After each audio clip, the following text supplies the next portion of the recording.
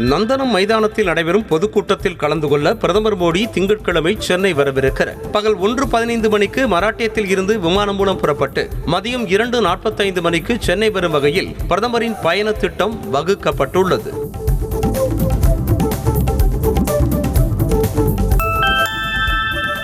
பிரதமர் மோடியின் சென்னை வருகையொட்டி 15,000 போலீசாருடன் 5 அடுக்கு பாதுகாப்பு ஏற்பாடு செய்யப்பட்டுள்ளது. YMCA மைதானம் உள்ளிட்ட இடங்களில் போலீஸ் கண்காணிப்பு தீவிரப்படுத்தப்பட்டுள்ளது. மேலும் சென்னையில் ட்ரோன்கள் பறக்க தற்காலிக தடை விதிக்கப்பட்டுள்ளது.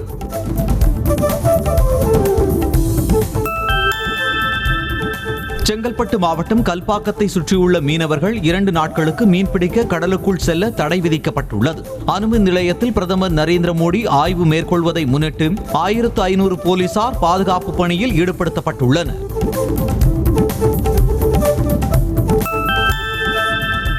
மயிலாடுதுறையில் திங்கட்கிழமை அன்று நடைபெறும் அரசு விழாவில் பங்கேற்க முதலமைச்சர் மு.க.ஸ்டாலின் திருச்செந்தூர் விரைவு ரயில் மூலம் புறப்பட்டு சென்றார். சென்னை எழும்பூர் ரயில் நிலையத்தில் குவிந்த தொண்டர்கள் உற்சாக வரவேற்பு அளித்து வழி அனுப்பி வைத்தனர்.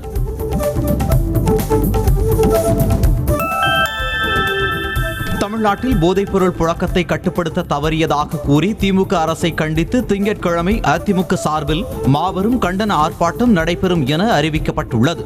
அக்கட்சியின் பொதுச் செயலாளர் எடப்பாடி பழனிசாமி வீடியோ வாயிலாக இதை அறிவித்துள்ளார்.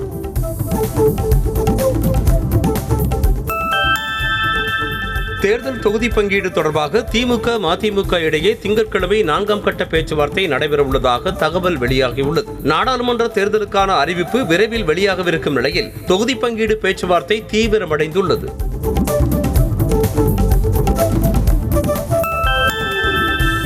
புதுச்சேரி மக்களவை தொகுதி கூட்டணி கட்சியான பாஜகவிற்கு ஒதுக்கப்பட்டுள்ளதாக முதலமைச்சர் ரங்கசாமி தெரிவித்திருக்கிறார். கதிர்காமத்தில் போலியோ சொட்டு மருந்து முகாமை தொடங்கி வைத்த அவர் வேட்பாளர் அறிவிப்புக்கு பிறகு பிரதமர் மோடி பிரச்சாரத்திற்கு வருவார் என்றும் தெரிவித்திருக்கிறார்.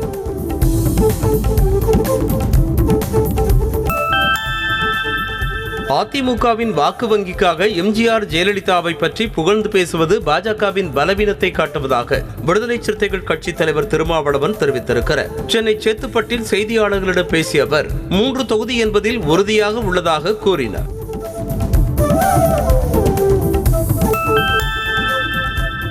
சின்னம் வேண்டும் என்றால் நாம் தமிழர் கட்சி முதலில் விண்ணப்பித்திருக்க வேண்டும் என பாஜக மாநில தலைவர் அண்ணாமலை தெரிவித்துள்ளார். கோவை விமான நிலையத்தில் செய்தியாளர்களிடம் பேசிய அவர் அங்கீகரிக்கப்பட்ட கட்சியாக நாம் தமிழர் கட்சி இல்லை என்பதால் சின்னம் கிடைக்கவில்லை என்றார்.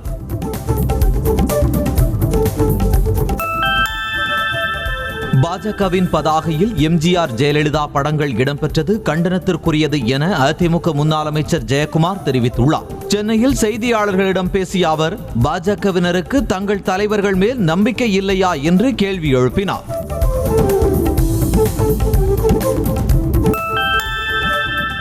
நேற்று பெய்த மழையில் முளைத்த காளான் இல்லை திமுக.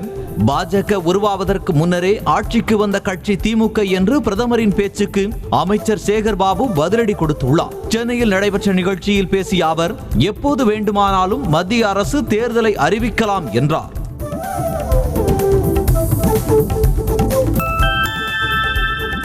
பிரதமர் மோடி 10 நாட்கள் சுற்றுப்பயணமாக சென்று 12 மாநிலங்களில் நடைபெறும் நிகழ்ச்சியில் பங்கேற்கிறார். தமிழ்நாடு, தெலங்கானா, மேற்கு வங்கம், டெல்லி, பீகார், ஜம்மு காஷ்மீர் உள்ளிட்ட 12 மாநிலங்களில் நடைபெறும் 29 நிகழ்ச்சிகளில் பிரதமர் கலந்து கொள்கிறார்.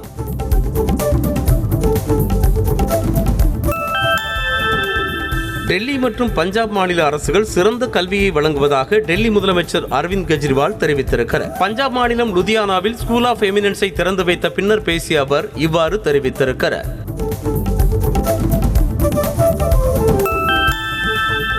பீகாரில் பிரம்மாண்டமாக நடைபெற்ற பொதுக்கூட்டத்தில் எதிர்க்கட்சி தலைவர்கள் ஒன்று திரண்டனர். இதில் காங்கிரஸ் தலைவர் கார்கே, காங்கிரஸ் எம்பி ராகுல் காந்தி, லாலு பிரசாத் யாதவ், அகிலேஷ் யாதவ், இடதுசாரி தலைவர்கள் ஒரே மேடையில் பங்கேற்று உரையாற்றினர்.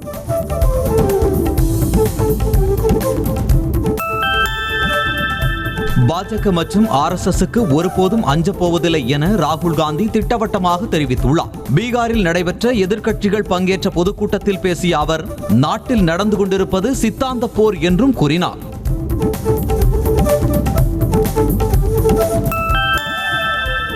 இந்தியாவில் 40 ஆண்டுகளில் இல்லாத அளவிற்கு வேலையில்லா திண்டாட்டம் தலைவிரித்தாடுவதாக ராகுல் காந்தி விமர்சனம் செய்தார். மத்திய பிரதேசத்தில் நடைபெற்ற இந்திய ஒற்றுமை நீதி யாத்திரையில் தொண்டர்களிடையே ராகுல் காந்தி உரையாற்றினார்.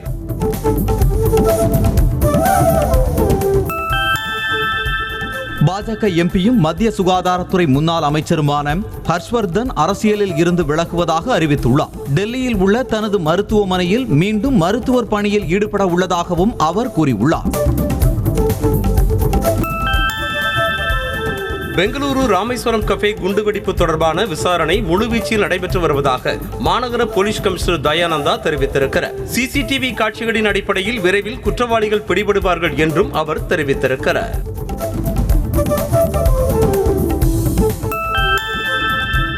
பெங்களூரு ராமேஸ்வரம் ஹோட்டலில் வெடிகுண்டு வெடித்த வழக்கில் வெடிகுண்டிற்காக பயன்படுத்தப்பட்ட ரசாயனத்தை மத்திய குற்றப்பிரிவு போலீசார் கண்டுபிடித்துள்ளனர். குற்றவாளிகள் பொட்டாசியம் நைட்ரேட் மற்றும் ஹைட்ரஜன் பெராக்சைடை பயன்படுத்தி உள்ளதாகவும் கூறப்படுகிறது.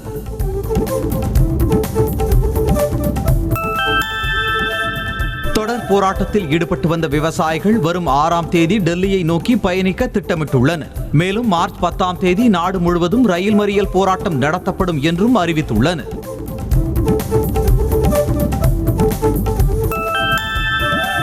ஹிமாச்சல் பிரதேசத்தில் கடுமையான பனிப்பொழிவு ஏற்பட்டுள்ளதால் மாநிலத்தில் பல்வேறு பகுதிகள் பனிப்போர்வையால் சூழப்பட்டுள்ளது. நர்கண்டா பகுதியில் சாலைகள் மரங்களிலும் குழுவில் உள்ள துண்டி கிராமம் முழுவதுமே பனி சூழ்ந்துள்ளது.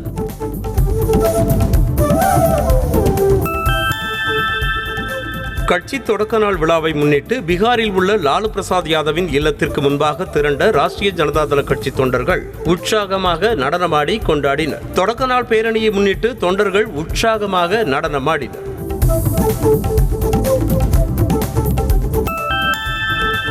இந்திய கடற்படையில் புதிதாக இணைக்கப்பட்ட MH-60R ரக ஹெலிகாப்டர்கள் வரும் 6ஆம் தேதி கேரள மாநிலம் கொச்சியில் உள்ள INS கருடா கடற்படை விமான தளத்தில் இருந்து பணியை தொடங்கும் என தெரிவிக்கப்பட்டுள்ளது. INAS 334 என்ற படைப்பிரிவு இந்திய கடற்படையில் இணையும் என்று கூறப்பட்டுள்ளது.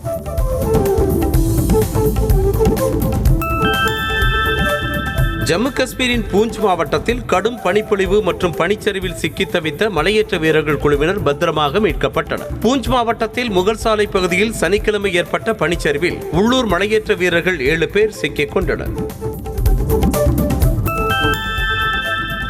ஜம்மு காஷ்மீர் மாநிலம் ரீசி மாவட்டத்தில் உள்ள சசானா பகுதியில் தொடர் கனமழை காரணமாக ஏற்பட்ட நிலச்சரிவில் தாய், குழந்தைகள் உள்ளிட்ட 4 பேர் பரிதாபமாக உயிரிழந்தனர். குடும்பத்துடன் உறங்கிக் கொண்டிருந்த போது ஏற்பட்ட நிலச்சரிவு காரணமாக வீடு இடிந்து விழுந்தது.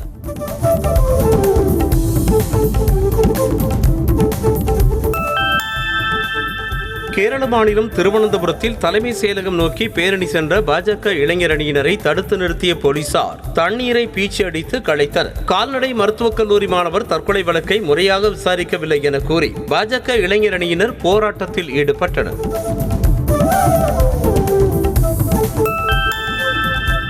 உத்தரப்பிரதேச மாநிலம் நொய்டாவில் இயங்கி வரும் ப்ளூ ஷப்பேர் வணிக வளாகத்தில் கூரையில் இருந்த இரும்பு கிரில் பெயர்ந்து விழுந்ததில் 2 பேர் பரிதாபமாக உயிரிழந்தனர். உடல்களை கைப்பற்றி உடற்கூராய்விற்கு அனுப்பி வைத்த போலீசார் விபத்து குறித்து விசாரித்து வருகின்றனர்.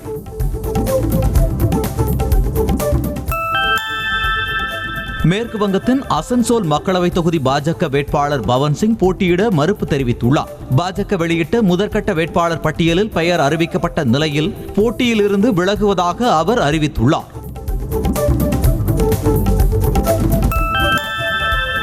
ராஜஸ்தானில் இந்தியா, ஜப்பான் ராணுவ வீரர்கள் இணைந்து பாதுகாப்பு ஒத்திகை நிகழ்த்தினர். 1 வாரமாக நடைபெற்ற பாதுகாப்பு பயிற்சி நிறைவு பெற்ற நிலையில் எதிர்த்தாக்குதல் நடத்துவது உள்ளிட்டவைகள் குறித்து ஒத்திகையில் பயிற்சி மேற்கொள்ளப்பட்டது.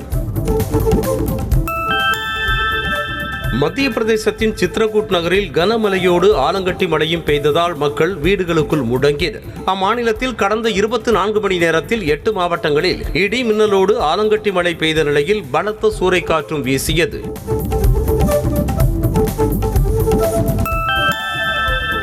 ஹிமாச்சல பிரதேச மாநிலம் சிம்லா மாவட்டத்தில் கடும் பனிப்பொழிவு ஏற்பட்டதால் பொதுமக்களின் இயல்பு வாழ்க்கை கடுமையாக பாதிக்கப்பட்டுள்ளது. டிக்கர் பகுதியில் உள்ள நபர் பள்ளத்தாக்கு பகுதியில் வெண்படலம் சூழ்ந்தது போல ரம்மியமாக காட்சியளித்தது.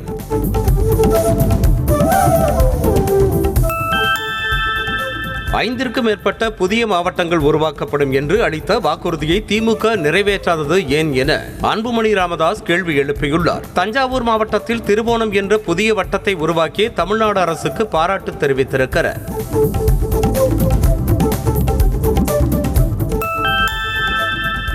சென்னை அண்ணா நகர் கோரா ஃபுட் ஸ்ட்ரீட் பகுதியில் ஏற்பட்ட தீ விபத்தில் 3 ஊழியர்கள் காயமடைந்தனர். சமையல் எரிவாயு சிலிண்டரில் வாயு கசிவு ஏற்பட்டிருந்ததை அறியாமல் மின் சுவிட்சை போட்டதால் தீ விபத்து ஏற்பட்டது தெரியவந்துள்ளது.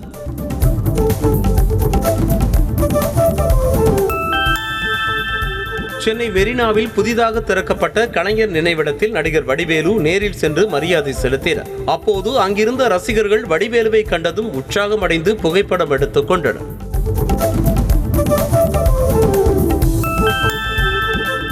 சென்னையில் இருந்து குவைத்திற்கு 2 மார்க்கங்களிலும் நேரடி கூடுதல் விமான சேவை தொடங்கியது. ஏர் இந்தியா எக்ஸ்பிரஸ் விமான நிறுவனம் இந்த புதிய சேவையை தொடங்கியுள்ளது. செவ்வாய், சனிக்கிழமை தவிர வாரத்தில் 5 நாட்களுக்கு இந்த சேவை இருக்கும் என அறிவிக்கப்பட்டுள்ளது.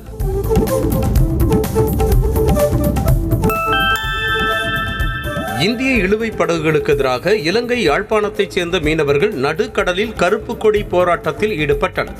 இந்திய இழுவை படகுகள் தொடர்ந்து எல்லை மீறி வந்து இலங்கை மீனவர்களின் மீன்வளங்களை அழித்து வருவதாக அவர்கள் குற்றம் சாட்டினர்.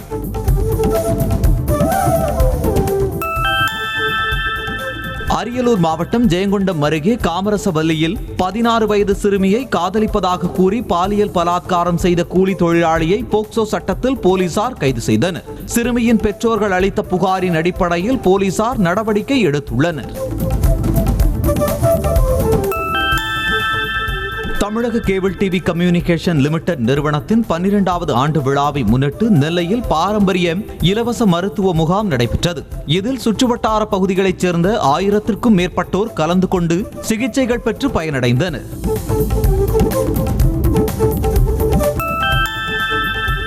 ராமநாதபுரம் மாவட்டம் முதுகுளத்தூரில் இருந்து ராமநாதபுரத்திற்கு செல்லும் சாலையில் உயர் அழுத்த மின்கம்பத்தை அகற்றாமல் தார் சாலை போடப்பட்டுள்ளதால் வாகன ஓட்டிகள் அச்சமடைந்துள்ளனர். மின்கம்பத்தை அகற்றி முறையாக சாலை அமைக்க வேண்டும் என்றும் கோரிக்கை விடுத்துள்ளனர்.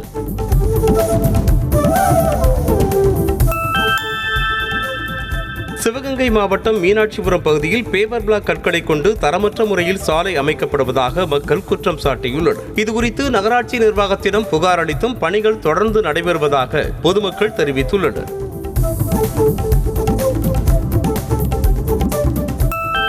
பராமரிப்பு பணிகள் காரணமாக தாம்பரம் சென்னை கடற்கரை வழித்தடத்தில் மின்சார ரயில்கள் ரத்து செய்யப்பட்டுள்ளதால் தாம்பரம் பேருந்து நிலையத்தில் மக்கள் கூட்டம் அலைமோதியது. தாம்பரம் பேருந்து நிலையத்தில் ஏற்பட்ட போக்குவரத்து நெரிசலை போக்குவரத்து போலீசார் சீர் செய்தனர்.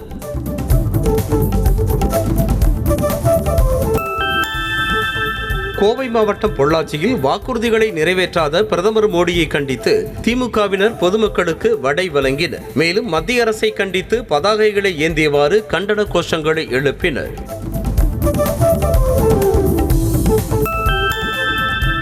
பெரம்பலூர் மாவட்டம் குன்னம் அருகே லெப்பைக்குடிக்காடு மற்றும் டி கீரனூர் ஆகிய பகுதிகளில் புதிய பேருந்து வழித்தட சேவையை அமைச்சர் சிவசங்கர் தொடங்கி வைத்தார்.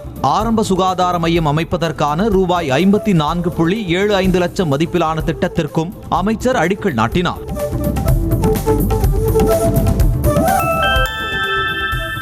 தமிழகம் முழுவதும் கடந்த 2 நாட்களில் 3.31 லட்சம் மாணவர்கள் அரசு பள்ளிகளில் சேர்ந்தனர். பள்ளி கல்வித்துறை சார்பில் மாணவர் சேர்க்கை இயக்கத்தை கடந்த 1ஆம் தேதி அமைச்சர் அன்பில் மகேஷ் தொடங்கி வைத்த நிலையில் சேலம் மற்றும் மதுரையில் அதிகம் பேர் ஆர்வம் காட்டினர்.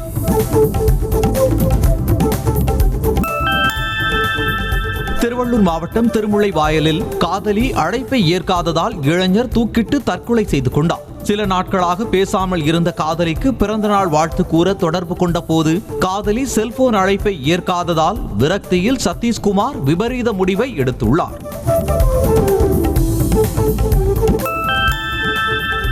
மத்திய அரசு தமிழ்நாட்டை மாற்றாந்தாய் மனப்பான்மையுடன் நடத்துவதாக 2018ஆம் ஆண்டே மக்களவையில் அதிமுக எம்பி வேணுகோபால் பேசியதாக அதிமுகவினர் தெரிவித்துள்ளனர். தமிழகத்துக்கு நிதி கொடுக்காமல் மத்திய அரசு வஞ்சிப்பதாக திமுகவினர் குற்றம் சாட்டி வருவது குறிப்பிடத்தக்கது. விடுமுறை தினத்தையொட்டி சேலம் மாவட்டம் ஏற்காட்டில் சுற்றுலா பயணிகள் குவிந்தனர். லேடி சீட், ரோஜா தோட்டம், சேர்வராயன் கோவில், அண்ணா பூங்கா, கரடியூர் உள்ளிட்ட பகுதிகளில் சுற்றுலா பயணிகள் விடுமுறையை ஜாலியாக கழித்தனர். மதுரை மாவட்டம் அனுப்பானடி கீழ்மதுரை ரயில் நிலையம் அருகே பாண்டி முனீஸ்வரர் கோவிலில் கொள்ளையடிக்க முயன்ற நபர் இரும்பு கேட்டில் சிக்கிக்கொள்ளும் சிசிடிவி காட்சி வெளியாகியுள்ளது. கோவிலின் இரும்பு கேட்டை கம்பி மற்றும் கட்டையால் உடைக்க முடியாமல் அந்த நபர் திரும்பி சென்றார்.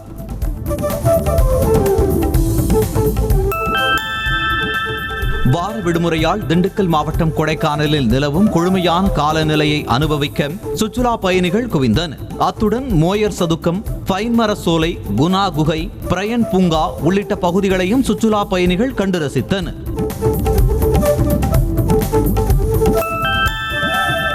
இலங்கையில் ஊர்வலமாக எடுத்து செல்லப்பட்ட சாந்தனின் உடலுக்கு ஏராளமானோர் அஞ்சலி செலுத்தினர். முல்லைத்தீவு மாங்குளம் சந்திப்பு பகுதியில் வைக்கப்பட்ட அவருடைய உடலுக்கு பொதுமக்கள், அரசியல் பிரமுகர்கள், சமூக செயல்பாட்டாளர்கள் என பலரும் உணர்வு பூர்வமாக அஞ்சலி செலுத்தினர். திருப்பூர் மாவட்டம் அருள்புரம் பகுதியில் உள்ள தனியார் கிரானைட் நிறுவனத்தில் திடீர் தீ விபத்து ஏற்பட்டது. ஜஸ்டின் என்பவருக்கு சொந்தமான கிரானைட் நிறுவனத்தில் ஏற்பட்ட தீ விபத்தில் 3 கோடி ரூபாய் மதிப்புடைய பொருட்கள் சேதமான நிலையில் போலீசார் விசாரணை மேற்கொண்டு வருகின்றனர்.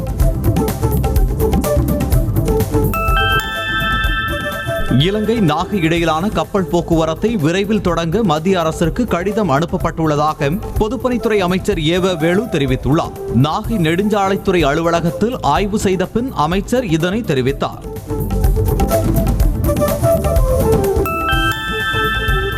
புதுக்கோட்டை மாவட்டம் தெற்குக்களம் கிராமத்தைச் சேர்ந்த 3 சாதனையாளர்களுக்கு பாராட்டு விழா நடைபெற்றது. ஓட்டப்பந்தயத்தில் சாதனை படைத்த லாவண்யா, அமெரிக்காவில் விமானி பட்டம் வென்ற வெங்கடேஷ், NMMS தேர்வில் வென்ற விஸ்வமூர்த்தி ஆகியோருக்கு பாராட்டு விழா நடத்தப்பட்டது.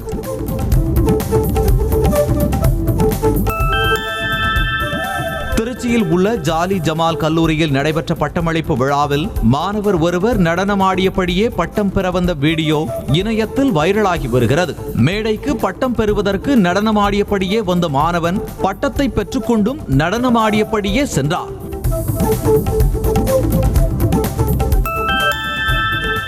செங்கல்பட்டு மாவட்டம் மாமல்லபுரம் கடலில் மூழ்கிய 4 மாணவர்களில் 3 பேரின் உடல்கள் மீட்கப்பட்ட நிலையில் மற்றொருவரை தேடும் பணி நடைபெற்று வருகிறது. ஆந்திர மாநிலம் அனந்தபூர், சித்தூர் பகுதி கல்லூரிகளின் மாணவர்கள் சுற்றுலாவிற்கு வந்த நிலையில் கடலில் குளித்தபோது அலையில் இழுத்து செல்லப்பட்டனர்.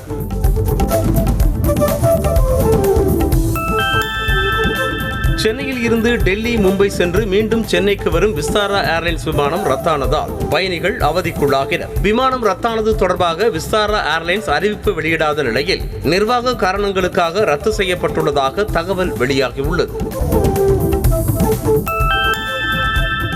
தமிழக வெற்றிக் கழகத்தின் தலைவர் நடிகர் விஜய் 2026 சட்டமன்ற தேர்தலில் வெற்றி பெற்று முதல்வராக வேண்டி அக்கட்சியினர் மதுரை பாண்டி முனீஸ்வரர் கோவிலில் கிடாவெட்டி வழிபாடு நடத்தினர். முன்னதாக நடைபெற்ற ஆலோசனை கூட்டத்தில் தேர்தல் பணி குறித்து ஆலோசிக்கப்பட்டது.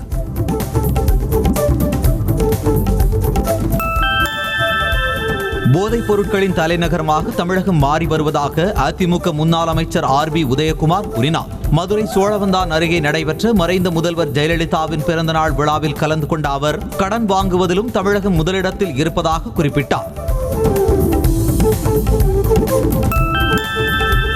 புதுக்கோட்டை மாவட்டம் வல்லத்தராக்கோட்டை பகுதியில் வழிப்பறியில் ஈடுபட்டதாக பள்ளி மாணவன் உட்பட 4 பேரை போலீசார் கைது செய்தனர். மணமேல்குடி பகுதியைச் சேர்ந்த முத்துராமன், காளிதாஸ், தஞ்சாவூர் மாவட்டத்தைச் சேர்ந்த சந்தோஷ் மற்றும் 17 வயது பள்ளி மாணவன் ஆகியோர் கைது செய்யப்பட்டனர்.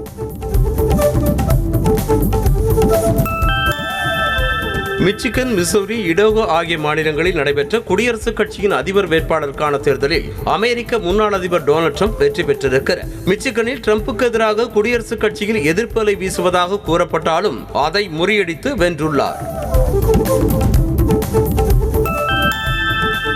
MS தோனிக்கு IPL-இல் இது கடைசி சீசனாக இருக்காது என அவருடைய நெருங்கிய நண்பர் அளித்த தகவலால் ரசிகர்கள் மகிழ்ச்சி அடைந்துள்ளனர். தோனி நிச்சயம் 2025ஆம் ஆண்டு IPL தொடரில் விளையாடுவார் என அவரின் நெருங்கிய நண்பரான பரம்ஜித் சிங் தெரிவித்திருக்கிறார். கண்மணி அன்போடு காதலன் பாடலின் வரிகளோடு சென்னை சூப்பர் கிங்ஸ் அணி வெளியிட்ட வீடியோ இணையத்தில் வைரலாகி இருக்கிறது. இந்த வீடியோவை ரசிகர்கள் பலரும் பகிர்ந்து CSK உடனான அன்பை வெளிப்படுத்தி வருகின்றனர்.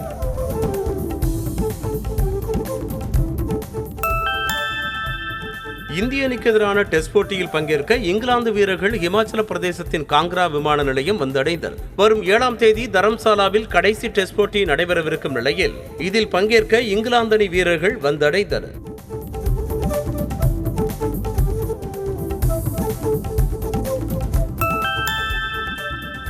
நடிகர் விஜயின் 69வது படத்தை இயக்குனர் அட்லி இயக்கவுள்ளதாக தகவல் வெளியாக இருக்கிறது.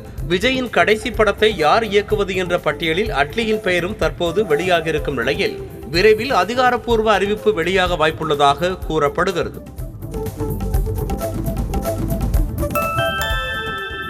ஃபிட்னஸ் மட்டுமே வாழ்க்கை இல்லை என நடிகை சாய் தன்ஷிகா கூறியுள்ளார். சென்னையில் பெண்களுக்கான உடல்நலன் குறித்த நிகழ்ச்சியில் பங்கேற்ற அவர், உடல்நலம் என்று சொன்னாலே ஃபிட்னஸ் மட்டும் இல்லை, அதையும் தாண்டி எவ்வளவு மன அழுத்தம் இல்லாமல் வாழ்கிறோம் என்பதே முக்கியம் என தெரிவித்தார். நடிகர் தனுஷ் இயக்கத்தில் உருவாகி வரும் நிலவுக்கு என்மேல் என்னடி கோபம் திரைப்படத்திற்கு தற்போது வரை 4 பாடல்களை இசையமைத்துள்ளதாக இசையமைப்பாளர் ஜிவி பிரகாஷ் தெரிவித்துள்ளார். அனைத்து பாடல்களும் நன்றாக வந்திருப்பதாகவும் ஆல்பம் ஆஃப் தி இயராக இருக்கும் எனவும் கூறியுள்ளார். விவசாய குடும்பத்தைச் சேர்ந்த ஏழை இளைஞருக்கு நடிகரும் இசையமைப்பாளருமான ஜிவி பிரகாஷ் உதவி செய்துள்ளார். மெர்சல் குமார் என்ற சமூக வலைதள பக்கம் கொண்ட அந்த இளைஞர் தனக்கும் தனது தந்தைக்கும் உடை வாங்க பணம் கேட்க கூகுள் பே மூலம் 6000 ரூபாய் பணம் அனுப்பியிருக்கிறார் ஜிவி பிரகாஷ். லைகா புரொடக்ஷன் சார்பில் ஃப்ரேம் டு ஃபேம் என்ற குறும்பட போட்டி அறிவிக்கப்பட்டுள்ளது. லைகா புரொடக்ஷன் நிறுவனர் சுபாஸ்கரன் அல்லிராஜா பிறந்த நாளை ஒட்டி குறும்பட போட்டி நடத்த உள்ளனர். போட்டி குறித்த விவரங்கள் விரைவில் அறிவிக்கப்படும் எனவும் அந்நிறுவனம் தெரிவித்துள்ளது. மஞ்சுமெல் பாய்ஸ் திரைப்படத்தை பார்த்த நடிகர் சித்தார்த் அப்படத்தின் இயக்குனர் சிதம்பரத்தை வெகுவாக பாராட்டியுள்ளார். மலையாளத்தில் வெளியானாலும் ஒரு தமிழ் படம் பார்த்த உணர்வையே மஞ்சுமெல் பாய்ஸ் திரைப்படம் கொடுப்பதாகவும் அவர் தெரிவித்துள்ளார். சென்னை வடபழனியில் உள்ள திரையரங்கில் காடுவெட்டி படத்தின் இசை வெளியீட்டு விழா நடைபெற்றது. இதில் இயக்குனர் சோலை ஆறுமுகம், நடிகர் RK சுரேஷ், இயக்குனர் பேரரசு உள்ளிட்டோர் பங்கேற்றனர். அப்போது பேசிய இயக்குனர் பேரரசு, நடிகைகளை அவதூறாக பேசுபவர்களுக்கு கண்டனம் தெரிவிக்க வேண்டும் என கூறினார்.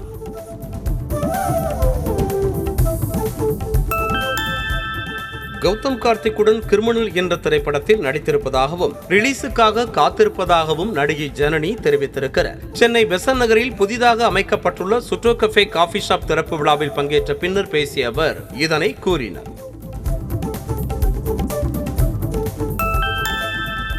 முகேஷ் அம்பானியின் இல்ல திருமண விழாவிற்காக நடிகர் ரஜினிகாந்த் ஜாம்நகர் சென்றார். ஆனந்த் அம்பானியின் திருமணத்தையொட்டி நடைபெறும் 3வது நாள் விருந்து நிகழ்ச்சியில் பங்கேற்க ரஜினிகாந்த் தனது மனைவி லதா மற்றும் மகள் ஐஸ்வர்யாவுடன் சென்றார்.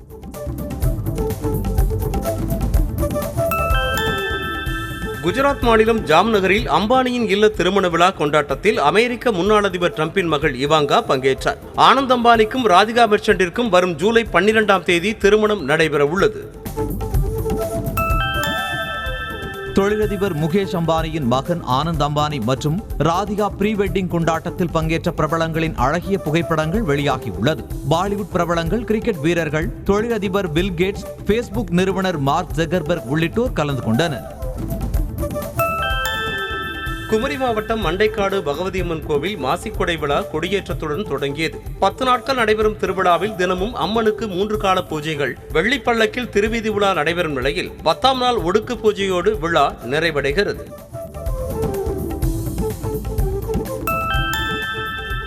ஞாயிறு வார விடுமுறையை முன்னிட்டு திருத்தணி முருகன் கோவிலில் ஏராளமான பக்தர்கள் சுவாமி தரிசனம் செய்தனர். அதிகாலையிலேயே நடை திறக்கப்பட்டு முருகப்பெருமானுக்கு சிறப்பு அபிஷேக ஆராதனைகள் நடைபெற்றன. அதிகாலை முதலே குவிந்த பக்தர்கள் 2 மணி நேரம் காத்திருந்து சாமி தரிசனம் செய்தனர்.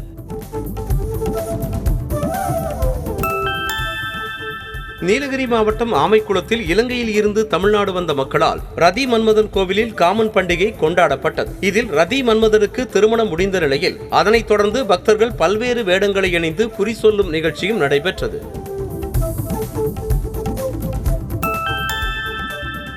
திண்டுக்கல் சிறுமலை மாதா கோவிலில் 23வது ஆண்டு சிலுவை பாதை வழிபாடு நடைபெற்றது. சுட்டரிக்கும் வெயிலையும் பொருட்படுத்தாமல் கரடுமுரடான பாதைகளில் திரளான பக்தர்கள் சிறிய அளவிலான சிலுவைகளை சுமந்தபடியே மலையேறி ஜபம் செய்து வழிபாடு செய்தனர். விடுமுறை தினத்தை முன்னிட்டு திருச்செந்தூர் சுப்பிரமணிய சுவாமி கோவிலில் குவிந்த ஏராளமான பக்தர்கள் சுவாமி தரிசனம் செய்தனர். கடலில் புனித நீராடி நீண்ட வரிசையில் காத்திருந்து பக்தர்கள் சுவாமி தரிசனம் செய்தனர். திருச்சி சமயபுரம் மாரியம்மன் கோவில் மாசி தேரோட்டத்தில் திரளான பக்தர்கள் பங்கேற்று சுவாமி தரிசனம் செய்தனர். முன்னதாக மாரியம்மனுக்கு சிறப்பு பூஜைகள் நடைபெற்ற நிலையில் பக்தர்கள் தேரை வடம் பிடித்து இழுத்து வழிபாடு நடத்தினர்.